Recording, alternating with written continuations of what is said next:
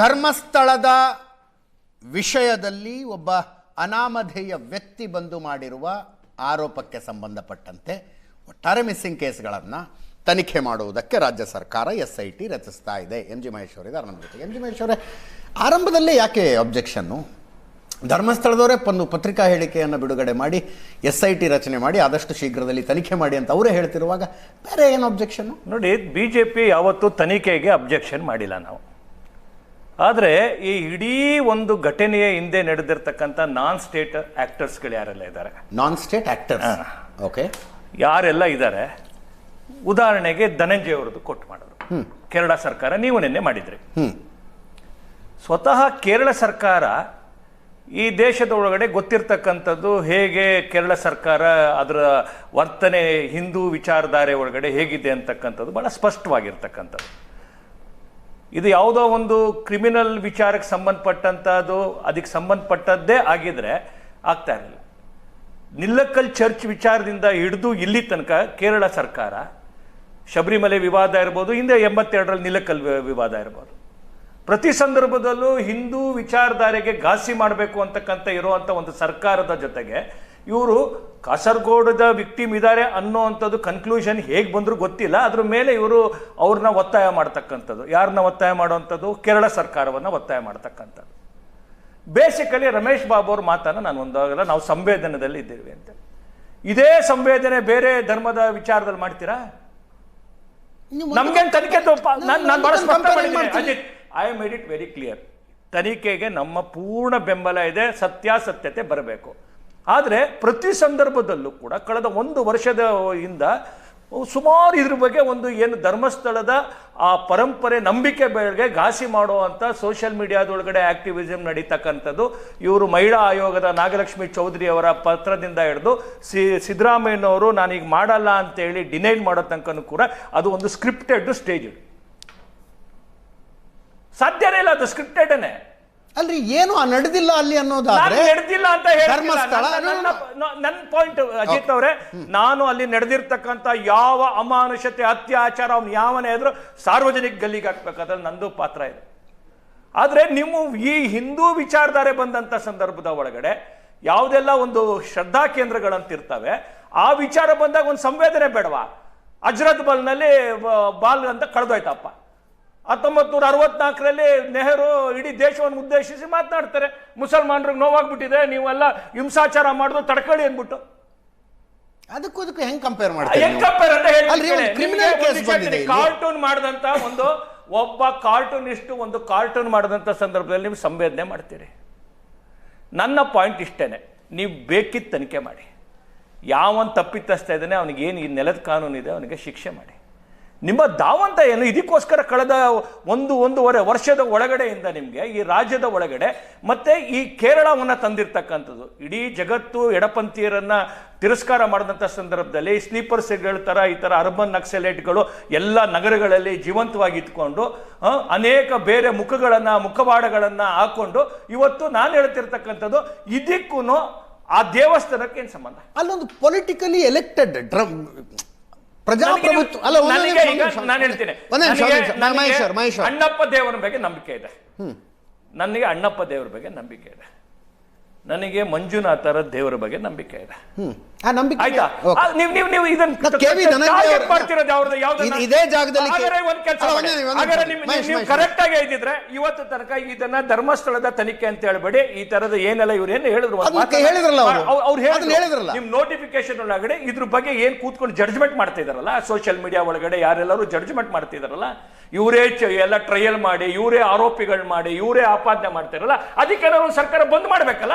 ಇದೇ ಸ್ಟುಡಿಯೋದಲ್ಲಿ ಇಲ್ಲೇ KV ಧನಂಜಯ ಅವರು ಕೂತ್ಕೊಂಡಿದ್ರು. KV ಧನಂಜಯ ಅವರು ಅಗತ್ಯಕ್ಕಿಂತಲೂ ಸ್ಪಷ್ಟವಾಗಿ ಹೇಳಿದ್ರು, ಈ ಪ್ರಕರಣಕ್ಕೂ ಮಂಜುನಾಥನ ಮೇಲೆ ಜನ ಇಟ್ಕೊಂಡಿರುವಂತಹ ಭಕ್ತಿಗೂ ಶೂನ್ಯ ಸಂಬಂಧ.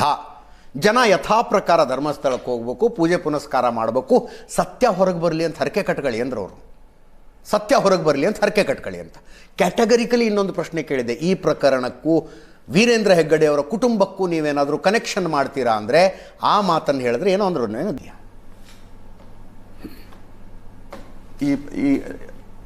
ಇಟ್ಸ್ ಇರ್ರೆಸ್ಪಾನ್ಸಿಬಲ್ ಆಗೋಗುತ್ತೆ. ನಾನು ಯಾವುದೇ ತರ ಕಮೆಂಟ್ ಈ ತರನಾಗಿ ಏನೇ ಕಮೆಂಟ್ ಕೊಟ್ಟರು ಇರ್ರೆಸ್ಪಾನ್ಸಿಬಲ್ ಆಗೋಗುತ್ತೆ. ಮತ್ತೆ ಎರಡನೇದೇನಂದ್ರೆ ಈ ಪ್ರಕರಣ ದಾಖಲಾಯ್ತಲ್ಲ, ಆ ಕಂಪ್ಲೇಂಟ್ ಕನ್ನಡದಲ್ಲಿತ್ತು. ತಾವು ಹೇಳಿದ್ರಿ ಸಾವಿರಾರು ಅಂತ ಮಾತನಾಡ್ತಿದ್ದಾರೆ ಕೆಲವು ಕಡೆ. ಅದ್ರ ಕಾರಣ ಏನಂದ್ರೆ ಈ ಪ್ರಕರಣ ಬಂದು ಆರ್ಗ್ಯಾನಿಕಲಿ ಗೊತ್ತಾಗ್ಲಿ ಅಂತ ಯಾರು ಯಾವ ಪ್ರೆಸ್ ಕಾನ್ಫರೆನ್ಸ್ ಕೊಟ್ಟು ಇದ್ರ ಬಗ್ಗೆ ಹೇಳಲಿಲ್ಲ. ಜಸ್ಟ್ ಮಾಧ್ಯಮದಲ್ಲಿ ಕನ್ನಡದಲ್ಲಿ ಬಿಡುಗಡೆ ಆಗಿದ್ದು. ಅದೇನಾಗಿದೆ, ಟ್ರಾನ್ಸ್ಲೇಟ್ ಆಗ್ತಾ ಆಗ್ತಾ ಛತ್ತೀಸ್ಗಢದಲ್ಲಿ ಸಾವಿರಾರು ಅಂತ ಬರ್ತಾ ಇದೆ. ಸೊ ಈ ಪ್ರಕರಣವನ್ನ ಪಬ್ಲಿಸೈಸ್ ಮಾಡೋ ಯಾವ ಪ್ರಯತ್ನವನ್ನು ಮಾಡಲಿಲ್ಲ. ಮಾಹಿತಿ ಕೊಡೋ ಉದ್ದೇಶ ಕನ್ನಡದಲ್ಲಿ ಇದ್ದಂಥದ್ದು ಎಲ್ಲ ಕಂಪ್ಲೇಂಟ್ ಇರ್ಬೋದು, FIR ಇರ್ಬೋದು, ಕನ್ನಡದಲ್ಲೇ ಹೊರಗೆ ಬಂದಿದೆ. ಸೊ ಇದನ್ನ ಎಷ್ಟು ಅವಶ್ಯಕತೆ ಇದೆಯೋ ಮಾಹಿತಿ ಕೊಡುವಂಥದ್ದು ಅಷ್ಟೇ ಮಾಹಿತಿ ಕೊಟ್ರೆ ಉತ್ತಮ ಅಂತ. ಈ ಪ್ರಕರಣಕ್ಕೂ ವೀರೇಂದ್ರ ಹೆಗಡೆ ಅವರ ಕುಟುಂಬಕ್ಕೂ ಸಂಬಂಧ ಇದೆಯಾ ಅಂದ್ರೆ you don't want to comment. ನನ್ನ ಜನರಲ್ ನಾಲೆಜಿಗೆ ಕೇಳ್ತಾ ಇದ್ದೀನಿ ಸರ್. ಸೌಜನ್ಯ ಪ್ರಕರಣಕ್ಕೂ ವೀರೇಂದ್ರ ಹೆಗಡೆ ಅವರ ಕುಟುಂಬಕ್ಕೂ ಸಂಬಂಧ ಇತ್ತಾ ನಿಮ್ಮ ಸ್ಟಡಿ ಪ್ರಕಾರ? You can give an opinion. ಆ ಪ್ರಕರಣದಲ್ಲಿ ತನಿಖೆ ನಡೆದಿಲ್ಲ ಅಂತ ಹೇಳ್ತೀನಿ, ಬಟ್ ಇಂತಿಂಥ ವ್ಯಕ್ತಿಯನ್ನ ಬೇರೆ ವ್ಯಕ್ತಿ ನಿರ್ದಿಷ್ಟವಾಗಿ ಮಾಡಿದಾನೆ ಅಂತ ಹೇಳೋ ಅಂತ ಮೆಟೀರಿಯಲ್ ಆ ತನಿಖೆಯಲ್ಲಿ ಕಾಣಿಸ್ಲಿಲ್ಲ. ಅಷ್ಟು ಹೇಳ್ಬೇಕಾಗತ್ತೆ. ಬೇರೆ ವ್ಯಕ್ತಿಗಳು ತನಿಖೆಯಲ್ಲಿ ಬೇರೆ ವ್ಯಕ್ತಿಗಳ ಪಾತ್ರ ಇದೆ ಅಂತ ಅಲ್ಲಿ ಇವಾಗ ಧನಂಜಯ ಅವರದ್ದು ನೀವು ಹೇಳಿದ್ರಲ್ಲ, ಅವ್ರು ಕೇರಳ ಸರ್ಕಾರಕ್ಕೆ ಮನವಿ ಮಾಡಿದ್ರಲ್ವಾ, ಕೇರಳ ಸರ್ಕಾರದ ಒಳಗಡೆ ಅಲ್ಲಿ ಒಬ್ಬ ಫಾದರ್ ನನ್ನನ್ನ ರೇಪ್ ಮಾಡ್ತಾರೆ. ಆ ನನ್ನ ರೇಪ್ ಕೇಸಲ್ಲಿ ಒಂದು ನಿಮಿಷ ಕೇಳಿ, ನಾ ಹೇಳ್ತೀನಿ. ಇಡೀ ಸರ್ಕಾರದ ತನಿಖೆ ಚರ್ಚಿನ ಪ್ರಭಾವಕ್ಕೆ ಒಳಗಾಗಿ ಅವರನ್ನು ಅನ್ಯಾಯವನ್ನು ಮಾಡ್ತಾರೆ. ಲಕ್ಷಾಂತರ ಜನ ಹೈಕೋರ್ಟ್ ಮುಂದೆ ಧರಣಿ ಕೂರ್ತಾರೆ. ಯಾರು 2018ರಲ್ಲಿ ನಾನೇನವರೇ ಸತ್ಯ ತಾನೆ ನಾನು ಹೇಳಿದ ಮಾತು? ಹೈಕೋರ್ಟ್ ಮುಂದೆ ಧರಣಿ ಕೂರ್ತಾ ಇರ್ತಾನೆ. ಹೈಕೋರ್ಟ್ ಮೇಲೆ ಧರಣಿ ಕೂತ್ಕೊಂಡ ಮೇಲೆ ಇವತ್ತು ಅದನ್ನ ಬಿಷಪ್ ಅನ್ನ ಆರೋಪ ಮುಕ್ತ ಮಾಡ್ತಾರೆ. ಲೀಗಲ್ ಸ್ಟ್ರಾಟಜಿಯ ಭಾಗವಾಗೂ ಆಗಿರ್ಬೋದು. ಯಾವುದು? ಯಾಕಂದ್ರೆ ಅಲ್ಲಿ ಒಂದು ರೀತಿಯ ಪ್ರಭಾವ ಯಾರ್ಯಾರ್ದಿದೆ ಅದನ್ನ ತಡೆಯೋದಕ್ಕೋಸ್ಕರ ನಾವು ಕೇರಳ ಸರ್ಕಾರ ನಾನು ನಿಮ್ಗೆ ಹೇಳ್ತಿರೋಂಥದ್ದು ನಿಮ್ಮ ನಾನು ಯಾಕೆ ನಾನ್ ಸ್ಟೇಟರ್ ಆಕ್ಟರ್ ಅಂತ ಹೇಳಿದೆ ಅಂತಂದ್ರೆ ಇಡೀ ವಿದ್ಯಮಾನ ನೋಡಿ ನೀವು. ಇಡೀ ವಿದ್ಯಮಾನ ನಾಗಲಕ್ಷ್ಮಿ ಚೌಧರಿ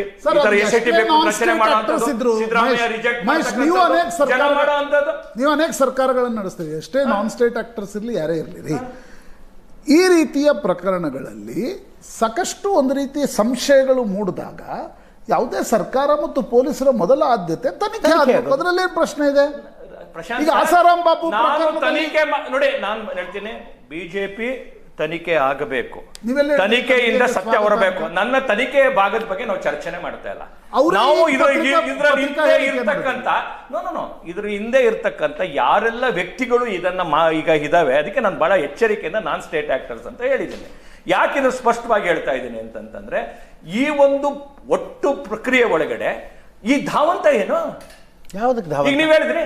ಈಗ ನೀವು ಸೌಜನ್ಯ ಕೇಸ್ ಒಳಗಡೆ ಕೋರ್ಟ್ ತೀರ್ಮಾನ ಕೊಟ್ಟಿದೆ ಅಂತ ಹೇಳಿದ್ರಿ. ನ್ಯಾಚುರಲ್ ಜಸ್ಟಿಸ್ ತಾನೆ ನೀವೇ ಈಗ ಹೇಳಿದ್ರಿ. ಸೌಜನ್ಯ ಪ್ರಕರಣದ ಒಳಗಡೆ ಜಸ್ಟಿಸ್ ಕೊಟ್ಟಿದೆ ಅಂತ ಹೇಳಿ. ಇನ್ನೇನೋ ಮೆಸೇಜ್ ಹೋಗೋದು ಬೇಡ. ಸೌಜನ್ಯ ಪ್ರಕರಣದಲ್ಲಿ ಆರೋಪ ಮಾಡ್ತಾ ಇದ್ದವರ ಅಹವಾಲನ್ನು ಕೇಳಿಸಿಕೊಳ್ಳುವ ಯಾವುದೇ ಅವಕಾಶವನ್ನು ನ್ಯಾಯಾಲಯ ಬಿಟ್ಟಿಲ್ಲ. ಅಹವಾಲು ಬಂದಾಗಲೆಲ್ಲ ಕೇಳಿದ್ದಾರೆ. ಆಯ್ತು, ಏನಿದೆ ಹೇಳಿ, ಏನು ಪ್ರೂಫ್ ಇದೆ ಹೇಳಿ. ಪೊಲೀಸ್ ತನಿಖೆ ಆಯಿತು, CID ತನಿಖೆ ಆಯಿತು, CBI ತನಿಖೆ ಆಯಿತು, ಇನ್ಯಾವ ತನಿಖೆ ಮಾಡಿಸ್ಬೇಕು ಹೇಳಿ. ಈ ರೀತಿಯಾಗಿ ನ್ಯಾಯಾಲಯಗಳು ಬಹಳ ಓಪನ್ ಮನಸ್ಸಿನಿಂದ ಇದ್ದು ಆ ಪ್ರಕರಣದಲ್ಲಿ ಮತ್ತೆ ಕೇಳ್ತಾರೆ, ಹೊಸ ಆರೋಪಗಳೇನಾದರೂ ಇದೆಯಾ, ಹೊಸ ಆರೋಪಗಳಿಗೇನಾದರೂ ಸಾಕ್ಷಿಗಳಿದೆಯಾ. ಈ ರೀತಿಯಾಗಿ ಕೋರ್ಟ್ ಬಹಳ ಓಪನ್ ಆಗಿತ್ತು. ಅಲ್ಲ, ನಿದ್ದೆ ಮಾಡಿರೋರನ್ನ ಎದ್ದೇಳಿಸ್ಬೋದು, ನಿದ್ದೆ ಮಾಡೋ ಥರ ನಟನೆ ಮಾಡೋ. ನಿಮ್ಗೆ ಸತ್ಯನೇ ಬೇಕಾಗಿಲ್ವಲ್ಲ. ಈ ಇಡೀ ಹೋರಾಟದ ಹಿಂದ್ಗಡೆ ಇರ್ತಕ್ಕಂಥದ್ದು ಈ ಥರದ ಅನೇಕ ಜನರ ಮೇಲೆ ಮಾಡೋಗಿದ್ದಾರೆ. ಜಗ್ಗಿ ವಾಸುದೇವ್ಗೆ ಮೊನ್ನೆ ಮಾಡಿದ್ರು, ಗೊತ್ತಾಯ್ತಾನೆ, ಬಾಬಾ ರಾಮದೇವ್ ಮಾಡಿದ್ರು, ಬೇರೆ ಬೇರೆ ನಮ್ಮ ಸಂತ ಮಹಂತರ ಬಗ್ಗೆ ಇದೇ ತರ ಒಂದು ಮುಖ್ಯ ಒಂದು ಮೂಮೆಂಟ್ ಜಂಪಿಂಗ್ ದ ಗನ್ಸ್ ನಾನು ಹೇಳ್ತಿರೋ ಅಂತಲ್ಲ. ನೀವು ಇಡೀ ಈ ಪ್ರಕರಣದ ಒಟ್ಟು ನೀವು ಈವೆಂಟ್ಸ್ ಅನ್ನ ತೆಗೆದು ನೋಡಿ. ನೀವು ಇದರಲ್ಲಿ ಇರ್ತಕ್ಕಂಥ ಒಂದು ಉದ್ದೇಶ ಏನಪ್ಪಾ ಅಂತಂದ್ರೆ, ಅದ್ರ ಹಿಂದ್ಗಡೆ ಇರ್ತಕ್ಕಂಥ ಒಟ್ಟು ಉದ್ದೇಶ ತಾತ್ಪರ್ಯ ನೀವು ಯಾರ್ಯಾರು ಒಬ್ರು ಹೇಳಿದ್ರ, ಈಗ ಧರ್ಮಸ್ಥಳಕ್ಕೂ ಇದಕ್ಕೂ ಸಂಬಂಧ ಇಲ್ಲ, ಇದು ತನಿಖೆ ಅನ್ಬಿಟ್ಟು ಈಗ ರಮೇಶ್ ಬಾಬು ಅವರು ಹೇಳಿದಕ್ಕೋಸ್ಕರ ನೋಟಿಫಿಕೇಶನ್ ಇಲ್ಲಿ ಏನಿದೆ ಅಂತ ನೀವು ಹೇಳಿದಕ್ಕೋಸ್ಕರ ಮಾತನಾಡ್ತಾ ಇರ್ತಕ್ಕಂಥದ್ದು. ಆದ್ರೆ ಏನು ನೋಟಿಫಿಕೇಶನ್ ಸರಿ ಅದನ್ನ ಅಕ್ನಾಲೇಜ್ ಮಾಡ್ತಾರೆ ಅವರು.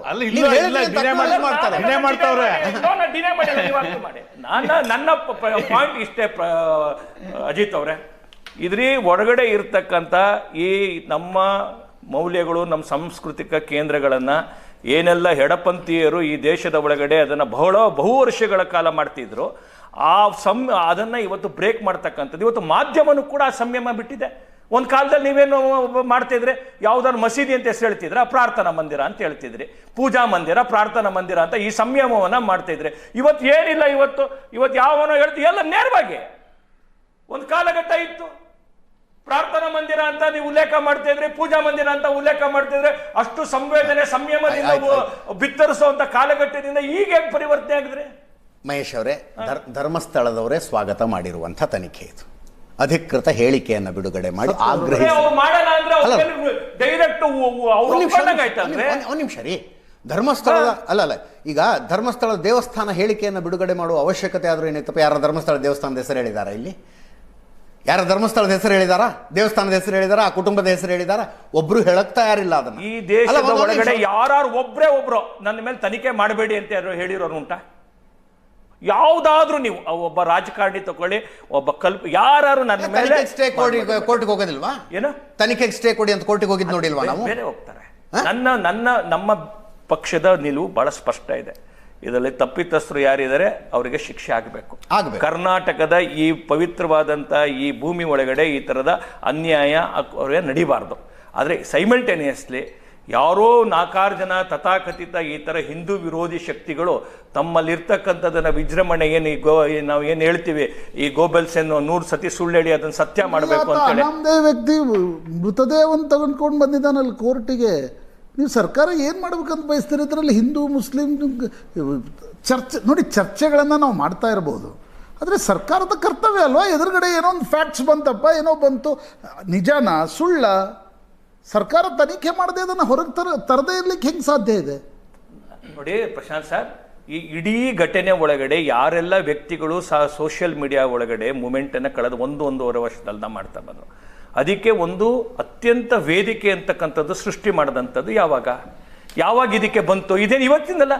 ಮಹೇಶ್ ತಿಮ್ರೋಡಿ, ನಮ್ಮ ಗಿರೀಶ್ ಮಟ್ಟಣ್ಣ, 100 ಜನ ಇದನ್ನೇ ಹೋರಾಟದ ರೂಪದಲ್ಲಿ ಅನೇಕರು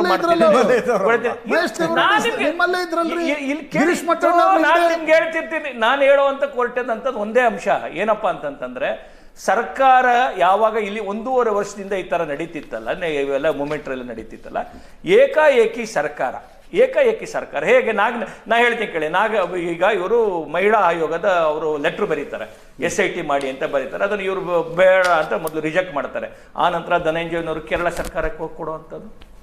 ಈ ಎಲ್ಲ ಈವೆಂಟ್ ನೋಡಿದಂಥ ಸಂದರ್ಭದಲ್ಲಿ ನಮಗೆಲ್ಲ ಒಂದು ಆತಂಕ ಏನಪ್ಪಾ ಅಂತಂತಂದ್ರೆ, ಇಷ್ಟೇ ಆತಂಕ, ಏನೇ ಬೇರೆ ಇರ್ತಾ ಇಲ್ಲ. ಈ ಎಲ್ಲ ಈ ಇದ್ರೆ ದಯವಿಟ್ಟು ಹೈಕೋರ್ಟ್ಗೆ ಹೋಗಿ ಕೋರ್ಟ್ ಮಾನಿಟರ್ಡ್ ಇನ್ವೆಸ್ಟಿಗೇಷನ್ ಆಗಲಿ ಅಂತ ಅರ್ಜಿ ಹಾಕೊಳ್ಳಿ. ಎಸ್ ರಾಜಗೌಡ್ರೆ, ಇಲ್ಲಿ ಆಕ್ಚುಲಿ ನಾನು ಒಬ್ಬ ವಕೀಲನೂ ಅಲ್ಲ, ಹೌದು, ಯಾರು ಅಲ್ಲ, ಒಬ್ಬ ಜನಸಾಮಾನ್ಯನಾಗಿ ನಾನು ಯೋಚನೆ ಮಾಡೋದೇನೆಂದ್ರೆ, ಸಾಕಷ್ಟು ಪ್ರಕರಣಗಳು ಇವತ್ತು ರಾಜ್ಯದಲ್ಲಿ ನಡೆದಿದೆ. ಪತ್ರಿಕೆಗಳಲ್ಲಿ ಬರ್ತಾ ಇರ್ತವೆ, ಮಾಧ್ಯಮಗಳು ಬಿತ್ತರಿಸ್ತಾ ಇರ್ತವೆ. ಸಾಕಷ್ಟು ಸೋಷಿಯಲ್ ಮೀಡಿಯಾ ಅಂತ ಇವತ್ತು ಯಾವ ಮಟ್ಟಕ್ಕಾಗಿದೆ ಅಂದರೆ, ಯಾವ್ದು ಸತ್ಯ ಯಾವ್ದು ಸುಳ್ಳು ಅನ್ನೋ ಮಟ್ಟಕ್ಕೆ ಜನಗಳ ತಲೆಯಲ್ಲಿ ಗುಂಗಿಡಿಸುವಂಥ ಮಟ್ಟಕ್ಕೆ ತಂದು ನಿಲ್ಲಿಸಿದೆ ಇವತ್ತಿನ ವ್ಯವಸ್ಥೆನ. ಯಾರೋ ಒಬ್ಬ ನಿಂತ್ಕೊಂಡು ಮಾತಾಡ್ತಾನೆ, ಇವ್ರ ಮನೆಯವರೇ ಮಾಡೋರೆ ಅಂತ ಹೇಳ್ತಾನೆ. ಈಗ ಕೆಲವು ಕೇಸ್ಗಳಲ್ಲಿ SIT ರಚನೆ ಮಾಡಿದ ಸರ್ಕಾರ, ಅದನ್ನು ನಾವು ಯಾವತ್ತೂ ಸ್ವಾಗತಿಸಬೇಕಾಗ್ತದೆ. ಮೊನ್ನೆ ಹಿಂಗೆ 2 ತಿಂಗಳಿಂದ ಒಂದು ಪತ್ರಿಕೆಯಲ್ಲಿ ಒಂದು ಪ್ರಕರಣ ನೋಡಿದೆ. ಎಷ್ಟು ಚೆನ್ನಾಗಿತ್ತು ಪ್ರಕರಣ ಅಂದರೆ, ಗಂಡ ಹೆಂಡ್ತಿನ ಒಡೆದು ಸಾಯಿಸ್ತಾ ಅಂತ ಹೇಳ್ಬಿಟ್ಟು ಒಂದು ಕಂಪ್ಲೇಂಟ್ ಆಗ್ತದೆ. ಆ ಹೆಂಡ್ತಿನ ಸಾಯಿಸ್ತಾ ಅಂದಾಗ ಆ ಗಂಡ ಹೋಗಿ ಹೇಳ್ತಾನೆ, ನಾನು ನನ್ನ ಹೆಂಡ್ತಿನ ಒಡೆದಿಲ್ಲ ಸಾಯಿಸಿಲ್ಲ ಅಂತ ಹೇಳ್ತಾನೆ. ಆತನ ಮೇಲೆ ಪೊಲೀಸ್ನವ್ರು ಚಾರ್ಜ್ ಶೀಟ್ ಮಾಡಿ, FIR ಮಾಡಿ, ಚಾರ್ಜ್ ಶೀಟ್ ಮಾಡಿ ಆತನಿಗೆ ಶಿಕ್ಷೆ ಕೂಡ ಆಗ್ತದೆ. ಸರ್ ಅವಲ್ಲೇ ಅದನ್ನು ಎಂಡ್ರೋಸ್ ಮಾಡೋದು, ಶಿಕ್ಷೆ ಕೂಡ ಆಗುತ್ತೆ. 2.5 ವರ್ಷ ಆದಮೇಲೆ ಯಾರೋ ಆಕೆ ಇರುವಿಕೆಯನ್ನು ನೋಡಿ ಅವಳನ್ನ ಕರ್ಕೊಂಬರ್ತಾರೆ. ಸತ್ತಿರೋದೇ ಇಲ್ಲ ಅವರು. ಇವತ್ತು ಸತ್ತಿರೋದಿಲ್ಲ ಅಂದ್ರೆ ಕೋರ್ಟ್ಗೆ ಬೇಕಾಗಿರೋದೇನು? ಎವಿಡೆನ್ಸ್. ಆ ಎವಿಡೆನ್ಸ್ನ ಅಧಿಕಾರಿಗಳು ಯಾವ ರೀತಿ ತಗೊಂಡೋಗ್ತಾರೆ ಅನ್ನೋದು ಕೂಡ ಇಲ್ಲಿ ಕೌಂಟ್ ಮಾಡಬೇಕಾಗತ್ತೆ. ಯಾಕೆಂದ್ರೆ ಯಾರೋ ಒಬ್ಬ ಇನ್ಸ್ಪೆಕ್ಟರ್ ಮಾಡಿದಂಥ ಒಂದೇ ಒಂದು ಸಣ್ಣ ತಪ್ಪಿಗೆ ಒಬ್ಬ ಅಮಾಯಕನ ಜೀವ 2.5 ವರ್ಷ ಜೈಲಿನಲ್ಲಿ ಕೊಳೆಯುವಂಥ ಪರಿಸ್ಥಿತಿಗಳು ನಿರ್ಮಾಣ ಆಗ್ತವೆ. ಯಾಕೆಂದ್ರೆ ಈ ದೇಶದಲ್ಲಿ ಅಂಬೇಡ್ಕರ್ ಅವರು ಒಂದು ಸಂವಿಧಾನ ಕೊಟ್ಟಿದ್ದ ಉದ್ದೇಶ ಏನಂದ್ರೆ, ಸರ್ ಅವಾಗಲೇ ಒಂದು ಮಾತನ್ನು ತುಂಬ ಚೆನ್ನಾಗಿ ಹೇಳಿದ್ರು, ಕಟ್ಟ ಕಡೆಯ ವ್ಯಕ್ತಿಗೂ ನ್ಯಾಯ ಸಿಗಬೇಕು. ಯಾಕೆಂದ್ರೆ ಈಗ ಅಪರಾಧಿ ಅಂತ ಒಬ್ಬ ವ್ಯಕ್ತಿನ ನಾವು ಕರೆದೋಂಥ ಸಂದರ್ಭದಲ್ಲಿ ಅವನು ಇಲ್ಲದೇ ಇರೋ ಆರೋಪಕ್ಕೆ ಸಿಕ್ಕಾಕೊಂತಾನೆ ಅಂದಾಗ 100 ಜನ ಅಪರಾಧಿಗಳು ಈ ಕಾನೂನಲ್ಲಿ ತಪ್ಪಿಸ್ಕೊಂಡ್ರು, ಒಬ್ಬ ನಿರಪರಾಧಿಗೆ ಶಿಕ್ಷೆ ಆಗಬಾರ್ದು ಅನ್ನೋದು ನಿಜವಾಗ್ಲೂ ಈ ಮಣ್ಣಿನ ಕಾನೂನು ಸ್ಪಷ್ಟವಾಗಿ ಹೇಳ್ತದೆ. ಇಂಥ ಪರಿಸ್ಥಿತಿಗಳಲ್ಲಿ ಅನಾಮಧೇಯ ವ್ಯಕ್ತಿ, ಅವನ ವ್ಯಕ್ತಿ ಯಾರು ಅಂತಲೂ ಗೊತ್ತಾಗಿದೆ, ಅದನ್ನ ಕೋರ್ಟು ಕೂಡ Discuss ಮಾಡ್ಬಾರ್ದು. ಅಲ್ಲ, ಡಿಸ್ಕಸ್ ಮಾಡ್ಲಿಕ್ಕೆ ಆಗಲ್ಲ. ಸೊ ಸಾಕಷ್ಟು ಆತ ಹೇಳ್ತಾನೆ, ನಾನು ಸಾಕಷ್ಟು ಹೆಣಗಳನ್ನ ಊತಿದ್ದೀನಿ, ಸಾಕಷ್ಟು ಹೆಣಗಳನ್ನ ಪೆಟ್ರೋಲ್ ಹಾಕಿ ಸುಟ್ಟಿದ್ದೀನಿ, ಇನ್ನಷ್ಟು ಸಾಕಷ್ಟು ಹೆಣಗಳನ್ನ ಆಸಿಡಲ್ಲಿ ಸುಟ್ಟಿದ್ದೀನಿ ಅಂತ ಹೇಳಿದಾನೆ ಅಂತ ಎಲ್ಲ ಕಡೆ ಚರ್ಚೆ ಆಗ್ತದೆ. ಬಹುಶಃ ಅದನ್ನ ಸಮಾಜದ ಮುಂದೆ ಇಟ್ಟಿದ್ದು ಎಷ್ಟು ಮಟ್ಟಕ್ಕೆ ಸರಿ ಅನ್ನೋದು ನನಗೊಂದು ಕಡೆ ಕಾಡುವಂಥ ಪ್ರಶ್ನೆ ಆಯಿತು. ಈಗ ಸಾಕಷ್ಟು ಸ್ಟೇಷನ್ಗಳಲ್ಲಿ, ಇವತ್ತು ಪೊಲೀಸ್ ಸ್ಟೇಷನ್ಗಳಲ್ಲಿ UDR ಕೇಸ್ಗಳಂತ ಮಾಡ್ತಾರೆ, ಅಂದರೆ ಅನ್ಯಾಚುರಲ್ ಡೆತ್ಸ್ ಅಂತ ಇರ್ತವೆ. ಆ ಕೇಸ್ಗಳಲ್ಲಿ ಎಷ್ಟೋ ಜನ ಮಿಸ್ ಆಗಿರೋರು 40 ವರ್ಷ 50 ವರ್ಷ ಆದರೂ ಇವತ್ತು ಸಿಕ್ಕದೇ ಇರುವಂಥ ಪ್ರಕರಣಗಳು ಸಾಕಷ್ಟಿದ್ದಾವೆ. ಇಂಥ ಪ್ರಕರಣಗಳಿಗೆ ಒಂದು ಹೊಸ ಆಯಾಮ ಕೊಟ್ಟು ತನಿಖೆ ಮಾಡ್ತಾರೆ ಅಂತ ನಿಜವಾಗ್ಲೂ ಈ ರಾಜ್ಯದ ಜನತೆ ಅದನ್ನು ಸ್ವಾಗತಿಸಬೇಕಾಗ್ತದೆ. ಆದರೆ ಇದನ್ನು ಸ್ಟೇ ತಗೊಳ್ಳುವಂಥ ವಿಚಾರ, ಅವರ ಗೌರವಕ್ಕೆ ಧಕ್ಕೆ ಆಗಿದೆ ಅನ್ನೋ ಮಟ್ಟಕ್ಕೆ ಅವರು ಯೋಚನೆ ಮಾಡಿ ಅದನ್ನು ಸ್ಟೇ ತಗೊಳ್ಳೋ ಪ್ರಯತ್ನ ಮಾಡಿದಾಗ ಅದನ್ನು ಕೂಡ ನಾವು ಕಾನೂನು ಏನು ಹೇಳುತ್ತೆ ಕೋರ್ಟ್ನಲ್ಲಿ, ಯಾರಿಗೇ ಆದರೂ ಅಷ್ಟೇ ಅವ್ರಿಗೆ ಅವ್ರದ್ದೇ ಆದಂಥ ಒಂದು ಅವಕಾಶ ಇರ್ತವೆ. ಈಗ ಹೇಳ್ತಾರೆ ಒಬ್ಬ ಇಲ್ಲಿ ಕೊಲೆ ಮಾಡಿದ್ದಾನೆ ಅಂತ, ಎಷ್ಟೋ ಕೇಸ್ಗಳಲ್ಲಿ ಬಿ ರಿಪೋರ್ಟ್ ಹಾಕ್ಬಿಟ್ಟಿರ್ತಾರೆ ಪೊಲೀಸ್ನವರು. ಒಂದು ಹಣದ ಆಮಿಷಕ್ಕೊಳಗಾಗಿರ್ತಾರೋ, ಇನ್ನೊಂದು ಇನ್ಫ್ಲೂಯೆನ್ಸ್ಗೊಳಗಾಗಿರ್ತಾರೋ, ಬೇರೆ ಎಂತಕ್ಕೊಳಗಾಗಿ ಬಿ ರಿಪೋರ್ಟ್ ಆಗಿರ್ತಾರೆ. ಅದನ್ನು ಕೂಡ ಚಾಲೆಂಜ್ ಮಾಡೋ ಅವಕಾಶ ಇದೆ ಈ ಕಾನೂನಲ್ಲಿ. ಹಂಗಿದ್ದಂಥ ಪರಿಸ್ಥಿತಿಲಿ ತನಿಖೆ ನಡೆಯುತ್ತೆ ಅಂದರೆ ನಡೀಲಿ. ನೀವು ಇನ್ನೊಂದು ಮಾತನ್ನ ಎಂಡೋರ್ಸ್ ಮಾಡಿದ್ರಿ, ಯಾಕೆ ಇಷ್ಟು ಲೇಟ್ ಆಯಿತು ಅಂತ. ಬಹುಶಃ ಕೆಲವು ವಿಚಾರಗಳಲ್ಲಿ ಸರ್ಕಾರಗಳು ಕಿವಿ ಕೆಪ್ಪಾಗಿ ಕೂತಿರ್ತವೆ, ಅವ್ರಿಗೆ ಅವ್ರದ್ದೇ ಆದಂಥ ಸಮಸ್ಯೆಗಳು ಸಾಕಷ್ಟು ಇರ್ತವೆ. ಅಂಥ ಪರಿಸ್ಥಿತಿಗಳು ಕೂಡ ಆಗಿರ್ತವೆ.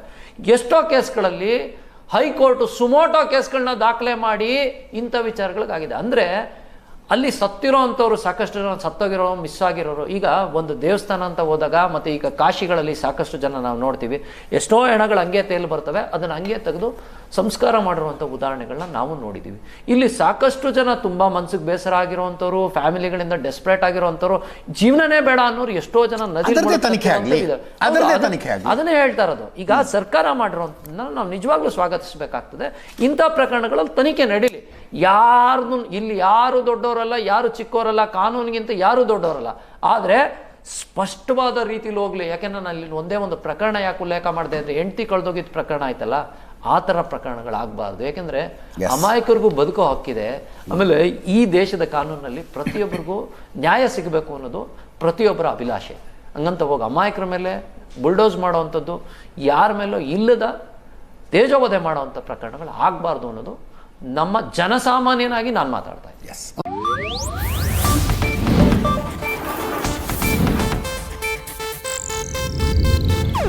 ಇದು ಏಷ್ಯಾನೆಟ್ ನ್ಯೂಸ್ ನೆಟ್ವರ್ಕ್ ಪ್ರಸ್ತುತಿ.